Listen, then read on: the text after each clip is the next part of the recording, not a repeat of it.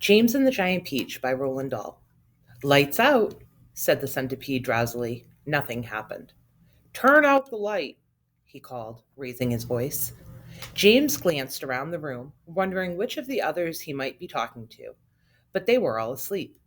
The old green grasshopper was snoring loudly through his nose. The ladybug was making whistling noises as she breathed, and the earthworm was coiled up like a spring at one end of his hammock, wheezing and blowing through his open mouth. As for Miss Spider, she had made a lovely web for herself across one corner of the room, and James could see her crouching right in the very center of it, mumbling softly in her dreams. I said, turn out the light, shouted the centipede angrily. Are you talking to me? James asked him. Of course. I'm not talking to you, said the centipede answered. That crazy glowworm has gone to sleep with her light on. For the first time since entering the room, James glanced up at the ceiling, and there he saw a most extraordinary sight.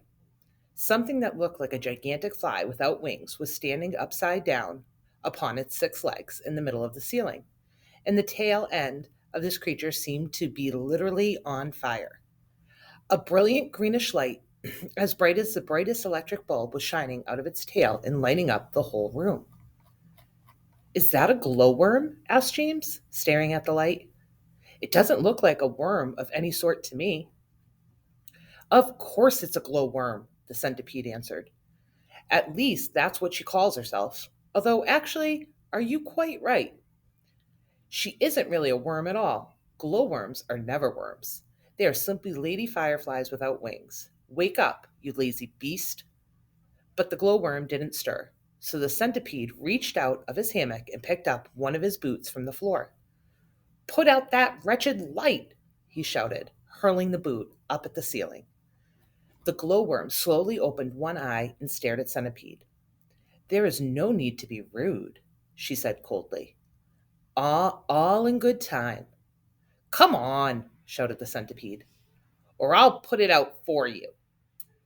Oh, hello, James, the glowworm said, looking down and giving James a little wave and a smile. I didn't see you come in. Welcome, my dear boy. Welcome and good night. Then, click, and out went the light. James, Henry Trotter, lay there in the darkness with his eyes wide open, listening to the strange sleeping noises that the creatures were making all around him, and wondering what on earth was going to happen to him in the morning. Already he was beginning to like his new friends very much.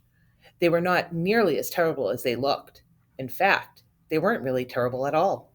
They seemed extremely kind and helpful, in spite of all the shouting and arguing that went on between them. Good night, he whispered,